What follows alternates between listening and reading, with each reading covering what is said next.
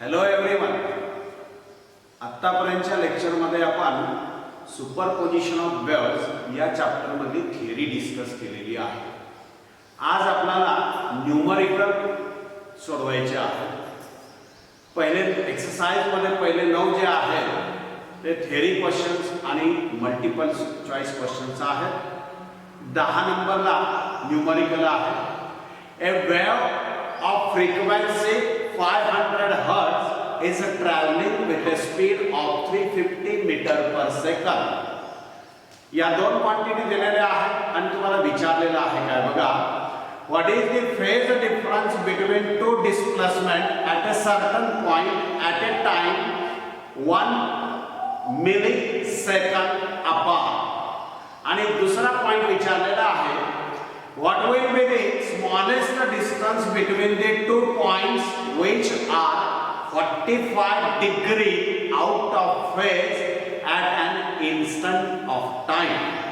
बघा, दिलेल्या क्वांटिटीचा विचार केला. 10 नंबरचा जो काय जे काय न्यूमरिकल आहे त्यामध्ये आपल्याला दिलेली माहिती लिहिता येणार आहे. वेव्ह आहे, फ्रिक्वेन्सी आहे n 500 हर्ट्ज, त्याचबरोबर त्याची वेलोसिटी दिलेली आहे 350 मीटर पर सेकंड.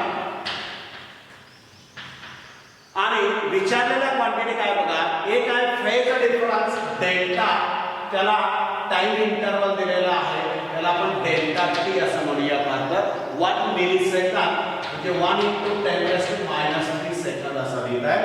दुसरा टाइम डेल्टा दिलेला आहे, फेज डिफरन्स दिलेला आहे 45 डिग्री. आपल्याला याला रेडियन मध्ये एक्सप्रेस करायला पाहिजे. रेडियन मध्ये जर एक्सप्रेस केला तर आपल्याला या ठिकाणी पाय 45 डिग्री म्हणजे बघा π/4 असं लिहिता येणार आहे. π/4 रेडियन. आणि त्याच्यासाठीचं अंतर जे आहे डेल्टा x किंवा x1 असं आपण म्हणूया, हे आपल्याला या ठिकाणी विचारलेलं आहे. बघा, या ठिकाणी आपल्याला जसे काय फॉर्म्युला आहे, यामध्ये पहिल्या केस मध्ये बघा delta equal to 2πn delta T असं लिहिता येणार आहे. याला स्मॉल डेल्टा, याला कॅपिटल डेल्टा असं म्हटलं जाईल. 2π n ची व्हॅल्यू जी आहे ती 500 अशी आहे. डेल्टा टी टाइम इंटरवल आहे 10⁻³ असा आहे. आणि आता 2 × 500 म्हणजे 1000 × 10⁻³ कॅन्सल होईल. म्हणजे डेल्टा इक्वल टू 1000 pi × 10⁻³ 1000 आणि 10⁻³ कॅन्सल होतील आणि आपल्याला फेज डिफरन्स मिळणार आहे पाय रेडियन. फेज डिफरन्स मिळणार आहे या ठिकाणी पाय रेडियन. दुसऱ्या पार्ट मध्ये आपल्याला डेल्टा 1 इक्वल टू लिहिलंय बघा 2πx1/λ. 2πx1/λ फेज डिफरन्स जो आहे तो वेव्हलेंथ बद्दल आपल्याला एक्सप्रेस करता येणार आहे. v = n लॅम्बडा आपल्याकडे इक्वेशन आहे. लॅम्बडा = v/n असं येणार आहे. म्हणजे 2πx1/v = n लॅम्बडा, लॅम्बडा = v/n. v या ठिकाणी n वरती जाणार आहे. डेल्टा 1 = 2π x1 ची व्हॅल्यू बघा या ठिकाणी दिले. x1 ची व्हॅल्यू आपल्याला कॅल्क्युलेट करायची आहे. बघा, त्याला आपण थोडं रिराइट करणार आहे. x1 = delta 1v / 2πn. आणि आता आपल्याला x1 = लिहिता आहे डेल्टा 1 जो आहे 45 डिग्री आहे म्हणजे π/4 असा आहे.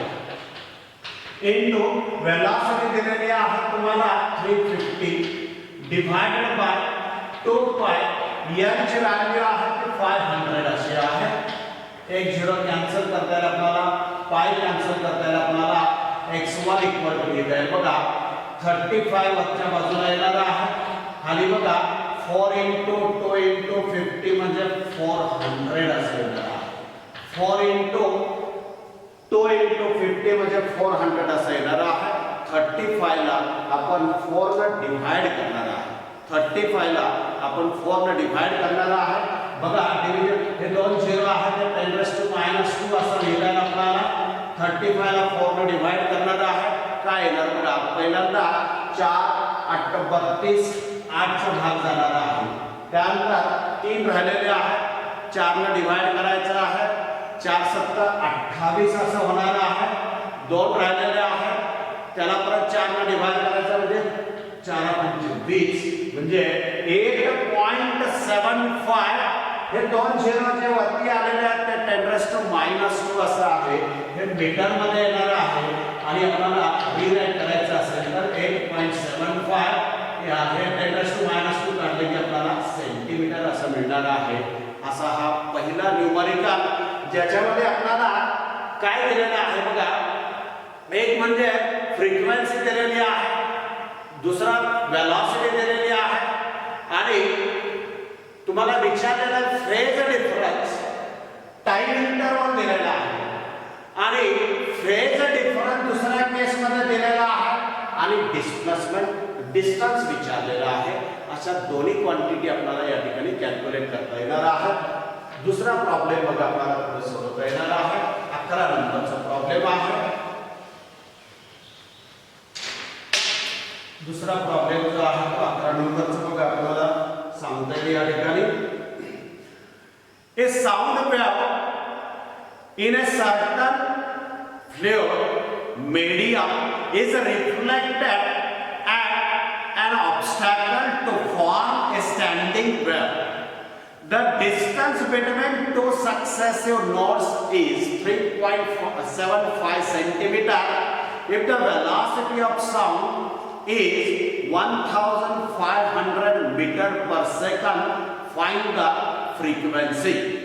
तुम्हाला एक स्टँडिंग वेव्ह म्हणजे स्टेशनरी वेव्ह दिलेली आहे आणि या स्टेशनरी वेव्ह मध्ये जे काय साऊंडचा जो स्पीड आहे तो 1500 मीटर पर सेकंद असा आहे. दोन सक्सेसिव्ह जे काय नोड्स तयार झालेले आहेत त्याच्यामधलं अंतर तुम्हाला 3.75 सेंटीमीटर असं दिलेलं आहे आणि तुम्हाला फ्रिक्वेन्सी विचारलेली आहे. कशा पद्धतीने लिहिता येते बघा. 11 नंबरचा प्रॉब्लेम आहे या ठिकाणी. सक्सेसिव्ह नोड्स किंवा एंटी नोड्स मधलं अंतर जे आहे ते λ/2 असं आहे. 3.75 × 10⁻² मीटर असं लिहिता येणार आहे. त्याची वेलॉसिटी साऊंडची वेलॉसिटी जी आहे त्या फ्लुइड मध्ये तुम्हाला दिलेली आहे 1500 metre per second. 1500 metre per second आणि विचारलेली आहे फ्रिक्वेन्सी. बघा सोडवत असताना λ/2 ची व्हॅल्यू दिलेली आहे. आपल्याला λ लिहिता आहे 2 × 3.75 × 10⁻² मीटर मध्ये येणार आहे. v ची व्हॅल्यू आहे n ची व्हॅल्यू आपल्याला काढायची आहे. n v/λ असं लिहिता येणार आहे. n v ची व्हॅल्यू बघा 1500 अपॉन 2 × 3.75 × 10⁻² असं लिहिता आहे. × 10⁻² असं लिहिता येणार आहे. या दोनला आपण या ठिकाणी डिवाइड करणार आहे. n काय लिहिता आहे बघा 750 हा 10⁻² वरती येणार आहे. 10⁻² असं होणार आहे. डिवाइडेड बाय 3.75 असं येणार आहे. Divided by 3.75. जर आपण 3.75 ला 2 ने मल्टिप्लाय केला तर आपल्याला 7.5 असं मिळणार आहे. 7.5 थोडं कॅल्क्युलेशन आपण या ठिकाणी करणार आहे. याला 2 ने मल्टिप्लाय करणार, याला 2 ने डिवाइड करणार. 2 × 750 × 10⁻² डिवाइडेड बाय 2 × 3.75 n या दोघांचं मल्टिप्लिकेशन काय येणार बघा 2 × 75 × 10⁻³ असं होईल. डिवाइडेड बाय याला आपल्याला 7.5 असं लिहिता आहे. n 75/7.5 म्हणजे 10 येणार आहे. 10 × 2 म्हणजे 20 येणार आहे. × 10⁻³ म्हणजे आपल्याला हे हर्ट्ज मध्ये मिळणार आहे. 10⁻³ जर फॅक्टर काढला तर आपल्याला 1 किलो हर्ट्ज मध्ये मिळणार आहे. ते आपल्याला किलो हर्ट्ज मध्ये मिळणारा आहे. असा हा बघा 12 नंबरचा प्रॉब्लेम आहे. काय सांगतो बघा, two sources of sound are separated by a distance 4 metre. दोन साऊंड सोर्सेस 4 मीटर अंतरावरती आहेत. They both emit sound with the same amplitude and frequency. दिलेली आहे मला 330 hertz. But they are 180 out of phase. त्यांच्यामध्ये फेज डिफरन्स दिलेला आहे तो 180 असा आहे. At what points between the two sources will the sound intensity be maximum? असे दोन साऊंड सोर्सेस 4 मीटर अंतरावरती आउट ऑफ फेज मध्ये त्या साऊंड वेव्हज इमिट होत असताना साऊंड इंटेन्सिटी जी आहे ती मॅक्सिमम कुठल्या पॉइंट्सला असेल असं या ठिकाणी विचारलेलं आहे. दिलेली क्वांटिटी काय आहे बघा, दोघांमधलं अंतर जर आपण AB असं म्हणूया 4 मीटर असं आहे. त्याचबरोबर तुम्हाला या ठिकाणी फ्रिक्वेन्सी दिलेली आहे 330 हर्ट्ज असे आहे. वेलॉसिटी जी आहे साऊंडची आपल्याला माहिती आहे 330 मीटर पर सेकंद अशी आहे. आणि आता तुम्हाला अंतर विचारलेली आहे की ज्या ठिकाणी तुम्हाला हे मॅक्झिमम साऊंड म्हणजे वॅक्सिंग मिळणार आहे. समजा अशा पद्धतीने हे दोन सोर्सेस आहेत ए आणि बी, दोघांमधलं अंतर आहे ते या ठिकाणी 4 मीटर असं आहे. याचा सेंटर आपण ओ असा समजला तर या बाजूला 2 मीटर अंतर येणार, या बाजूला 2 मीटर अंतर येणार आहे. आणि या पॉइंट पासून आपल्याला ती अंतर जे आहे ती कॅल्क्युलेट करायची आहे. कशा पद्धतीने कॅल्क्युलेट करता येईल बघा. पहिल्यांदा आपण वेव्हलेंथ काढणार आहोत. Lambda equal to v by n. Lambda equal to 330 divided by 330 म्हणजे लॅम्बडा इक्वल टू 1 मीटर असेल. लॅम्बडा 1 मीटर आहे. त्याचा अर्थ या ठिकाणी 4 वेव्हज आहेत. या दोन साऊंड सोर्सेस जे आहेत या दोघांमध्ये आपल्याला 4 अशा वेव्हज मिळणार आहेत. Lambda equal to 1 metre. दोन सोर्सेस मधलं अंतर आहे ते 4 मीटर आहे. याचा अर्थ या दोन किंवा या अंतरामध्ये आपल्याला 4 वेव्हज मिळणार आहे बघा. आणि काय सांगता येईल बघा या ठिकाणी लॅम्बडा इक्वल टू 1 मीटर याचा अर्थ आहे की याच्यामध्ये 4 वेव्हज आहेत. There R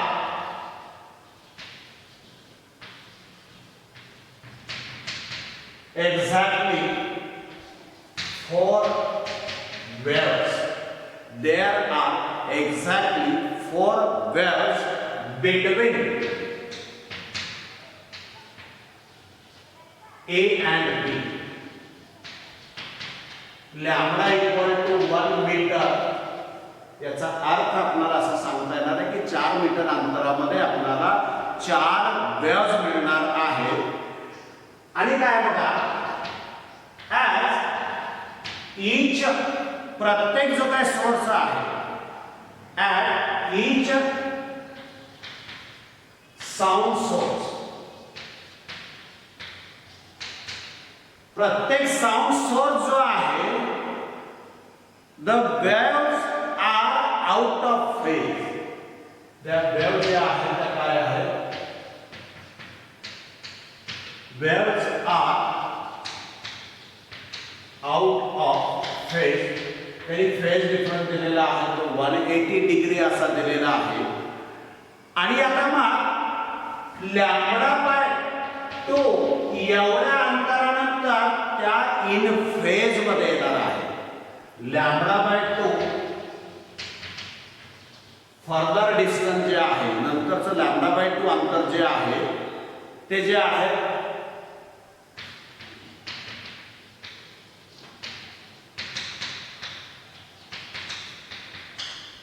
they will be in phase. Lambda by 2 एवढ्या अंतरानंतर त्या इन फेज मध्ये येणार आहे. जर आपण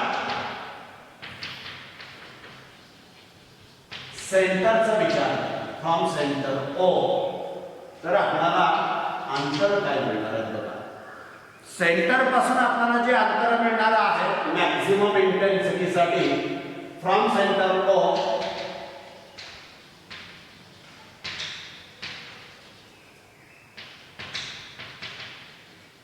maximum intensity will be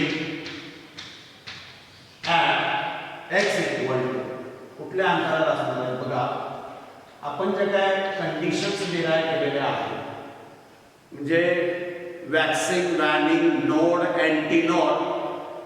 अँटीनोडच्या conditions घ्यायला पाहिजे. Plus minus lambda by 4 plus minus 3 lambda by 4 plus minus 5 lambda by 4 plus minus 7 lambda by 4 अशा आपल्याला या ठिकाणी कंडिशन्स मिळत जाणार आहे. आपल्या या प्रॉब्लेम साठी आपल्याला या ठिकाणी सिम्प्लिफाय करता येईल बघा. याच्यासाठी आपल्याला सिम्प्लिफाय करत असताना x इक्वल टू काय मिळणार बघा. लॅम्बडाची व्हॅल्यू 1 आहे. लॅम्बडा बाय 4 म्हणजे 0.25 पहिला मॅक्सिमम मिळणार आहे 0.25 मीटर अंतरावरती. आता पुढचे काय होणार आहे 3 लॅम्बडा बाय 4 घ्यायचं असेल तर काय येणार बघा. 3 लॅम्बडा बाय 4 म्हणजे 0.75 येणार आहे. 5 लॅम्बडा बाय 4 घ्यायचं असेल तर 1.25 प्लस मायनस 1.25 आणि 7 लॅम्बडा बाय 4 जर घ्यायचा असेल तर आपल्याला काय मिळणार आहे बघा. प्लस मायनस 1.75 मीटर हे अंतर असणार आहे. सेंटर पासून आपण आता आलेलो आहे ते 1.75 मीटर. तर प्लस लॅम्बडा बाय 2 जर केला तर आपल्याला मिळणार आहे 2.25 म्हणजे a च्या बाहेर जाणार किंवा इकडं b च्या बाहेर जाणार. या बाजूला गेला तर प्लस साइन घ्यायचा, या बाजूला गेला तर मायनस साइन घ्यायचा आहे. आणि आता सेंटर पासून अंतर जे आहे ते जास्तीत जास्त आपल्याकडे 2 मीटर आहे. आणि याच्या पुढचा जर पॉइंट घ्यायचा असेल तर आपल्याला या ठिकाणी मिळणार नाही कारण अंतर आहे ते 2 मीटर आणि पुढचा पॉइंट मिळणार आहे तो आपल्याला या ठिकाणी 2 पेक्षा जास्त अंतरावरती मिळणार आहे. म्हणजे या सगळ्या अंतराला point plus minus 0.25 plus minus 0.75 plus minus 1.25 plus minus 1.75 metre या अंतराला आपल्याला या ठिकाणी मॅक्झिमा किंवा साऊंड इंटेन्सिटी जी आहे ती जास्त मिळणार आहे. या सर्व अंतराला आपण हे अंतर जे आहे सेंटर पासून मोजलेलं आहे. हे अंतर जे आहे ते आपण सेंटर पासून मोजलेलं आहे. एका टोकापासून जर अंतर मोजलं तर आपल्याला lambda by 2, 3 lambda by 2, 5 lambda by 2 अशा सगळ्या व्हॅल्यूज विचारात घ्यायला पाहिजे. बघा नेक्स्ट प्रॉब्लेम बघा आपल्याला लक्षात येतोय का.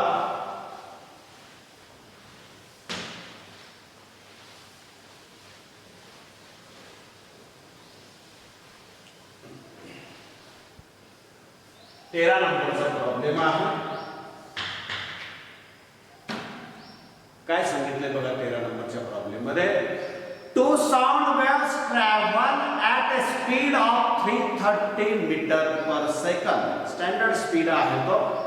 If their frequencies are also identical and are equal to 540 hertz, what will be the phase difference between the two waves at a point 3.5 meter from the one source and 3 meter from the other if the sources are in phase. If the sources are in phase, काय लिहिता ते बघा. Velocity दिलेली आहे 330 metre per second.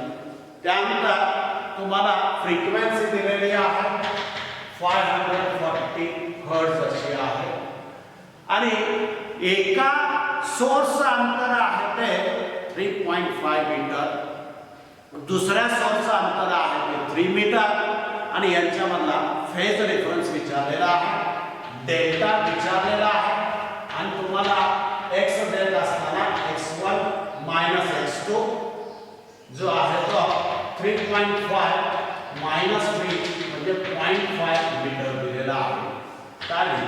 आपल्याला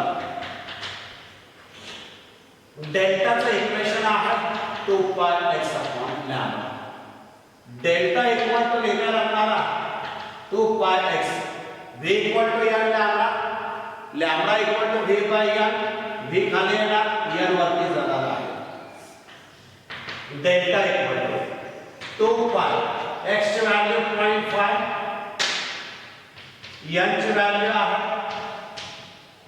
540 आणि या v ची व्हॅल्यू आहे 330. हा 0 कॅन्सल करता येईल. 2 × 0.5 म्हणजे 1 येणार आहे. पाय इंटू काय लिहितात बघा आपल्याला, पाय इंटू 54 डिवायडेड बाय 33. आणि आता 54 ला 33 ने जर आपण डिवाइड केला, त्यांच्या लॉगची वजाबाकी, अँटी लॉग काढला, पाय तसाच ठेवला तर काय झालं बघा, 1.64 पाय रेडियन. 1.64 पाय रेडियन असं आपल्याला या ठिकाणी उत्तर मिळणार आहे. नेक्स्ट बघा काय आहे, या दोघांचे लॉग बघायचे, वजाबाकी करायचे, अँटी लॉग बघायचा, तो 1.64 असं येणार आहे. पाय तसाच ठेवलेला आहे. नेक्स्ट प्रॉब्लेम बघा, 14 नंबरचा प्रॉब्लेम आहे. दोन वायर्स दिलेले आहेत of same material and same cross section. दोन वायर आहेत सारख्या मटेरियलच्या, सारख्या क्रॉस सेक्शनच्या, are stretched on a sonometer. आपण सोनोमीटर डिस्कस केलेला आहे, त्याच्यावरचा रायडर कसा पडतो ते आपण दाखवलेला आहे. त्यातल्या one wire is loaded with 1.5 kilogram and another is loaded with 6 kilogram. The vibrating length of first wire is 60 centimeter and its fundamental frequency of vibration is same as that of the second wire. Calculate the vibrating length of the other wire. तुम्हाला दिलेला आहे काय बघा, दोन wire सारख्या मटेरियलच्या, म्हणजे दोघांची डेन्सिटी जी आहे ती काय असणार आहे, सारखी असणार आहे. त्यानंतर एरिया क्रॉस सेक्शन जो आहे दोघांचा सारखाच असणार आहे. त्यानंतर एका वायरला लोड केलेला आहे, म्हणजे टेन्शन आहे 1.5 × 9.8 न्यूटन. दुसऱ्या वायरचा आहे ते दिलेला आहे 6 किलोग्राम, म्हणजे त्याला 9.8 ने मल्टिप्लाय करणार आहे T1 T2. पहिल्या वायरची लेंथ दिलेली आहे 60 सेंटीमीटर म्हणजे 0.6 मीटर. दुसऱ्या वायरची लेंथ विचारलेली आहे आणि त्यांच्या फंडामेंटल फ्रिक्वेन्सी ज्या आहेत त्या सारख्या आहेत असं सांगितलेलं आहे. फ्रिक्वेन्सीचं इक्वेशन आहे काय लिहितंय मग आपल्याला, n equal to 1/2l root T/m असणार. त्याला रिराइट करायचं असेल तर 1/2l root T/π/ρ. त्याला काय लिहिता बघा, किंवा आपल्याला एरिया मध्ये एक्सप्रेस करायचं आहे. Mass per unit length express करत असताना mass upon length, mass equal to density into volume. Volume म्हणजे कसं आलेलं आहे बघा, mass equal to density into volume. Volume म्हणजे एरिया इंटू लेंथ. ही लेंथ लेफ्ट साइडला आली, rho A. Mass upon length म्हणजे स्मॉल एम आहे, रो ए. हे आपण इथे सबस्टिट्यूट केलेलं आहे, लक्षात आलं का बघा आपल्या. आणि आता तुम्हाला लेंथ विचारलेली आहे, n equal to 1/2l root T/ρ a असं लिहित आहे. पहिल्यासाठी लिहिताना 1 फ्रिक्वेन्सी सारखीच आहे T1/ρ a. दुसऱ्यासाठी लिहिताना आपल्याला 1/2l root T2/ρ a. L2/L1 करायचं आहे, root काय लिहितात बघा T2/T1. L2 equal to L1 root T2/T1 असं लिहित आहे. आणि आता व्हॅल्यू सबस्टिट्यूट करणार आपण. L1 ची व्हॅल्यू आहे 0.6 T2 ची व्हॅल्यू आहे बघा 6 into 9.8 divided by 1.5 into 9.8 9.8 cancel होईल L2 equal to 0.6 आणि डायरेक्ट डिवाइड होणार आहे 6 upon 1.5 म्हणजे 4 येणार आहे त्याचं स्क्वेअर रूट येणार आहे ते 2 येणार आहे 2 into 0.6 आहे ते 1.2 मीटर अशी ही दुसऱ्या वायरची लेंथ जी आहे ती आपल्याला या ठिकाणी कॅल्क्युलेट करता येणार आहे बघा दुसऱ्या वायरची जी काय लेंथ आहे ती अशा पद्धतीने या ठिकाणी आपल्याला कॅल्क्युलेट करता येणार आहे पुढचा प्रॉब्लेम काय आहे बघा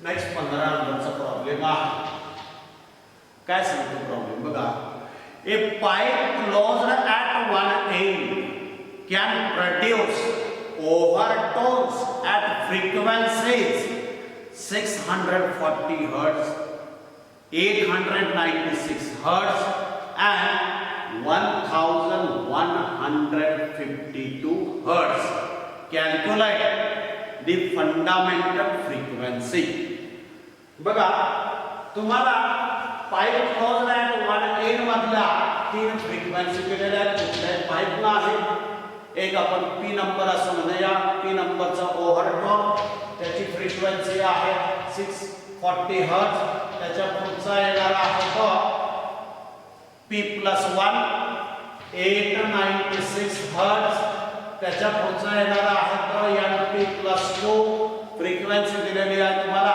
1152 हर्ट्ज आणि तुम्हाला फंडामेंटल फ्रिक्वेन्सी विचारलेली आहे कशा पद्धतीने सोडवता येईल बघा आपल्याकडे pipe closed at one end साठी पी नंबरच्या ओव्हरटोनच्या फ्रिक्वेन्सीचं इक्वेशन आहे NP equal to 2p+1 into n n is the fundamental frequency p is the number overtone number तो ओव्हरटोन कितव्या नंबरचा तर p ने इंडिकेट केला जाणार आहे आणि NP म्हणजे त्या ओव्हरटोनची फ्रिक्वेन्सी आपल्याला माहिती आहे की या pipe closed at one end मध्ये only odd harmonics are present only odd harmonics are present त्याचा पुढचा नंबर लिहायचा असेल तर काय लिहिणार बघा NP+1 equal to 2 into p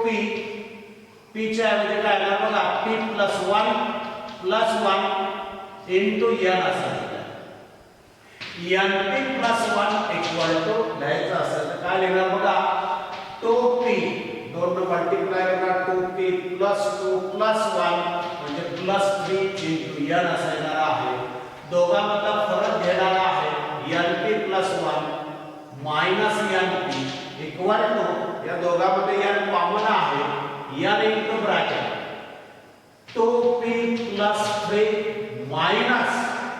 -2p -1 हा 2p कॅन्सल करता येईल आपल्याला p+1 ची फ्रिक्वेन्सी आहे 896 -640 इक्वल टू 3 वजा 1 म्हणजे 2 2n असं लिहिलं आहे 2n इक्वल टू या दोघांची वजाबाकी करायची आहे बघा 6 - 0 म्हणजे 6 येणार आहे 9 - 4 म्हणजे 5 येणार आहे 8 - 6 म्हणजे 2 येणार आहे 2n इक्वल टू 256 आता याला या 256 ला 2 ने डिवाइड करणार आहे n इक्वल टू 1 5 ला 2 ने डिवाइड केलं की 2 2 4 येणार आहे 1 राहणार आहे 2 8 16 म्हणजे आपल्याला या ठिकाणी 128 हर्ट्ज असं हे या फ्रिक्वेन्सीची फंडामेंटल फ्रिक्वेन्सीची व्हॅल्यू मिळणार आहे कुठल्याही दोघांमध्ये तुम्ही कुठल्याही दोघांचा वापर केला तरी चालणार आहे असं हे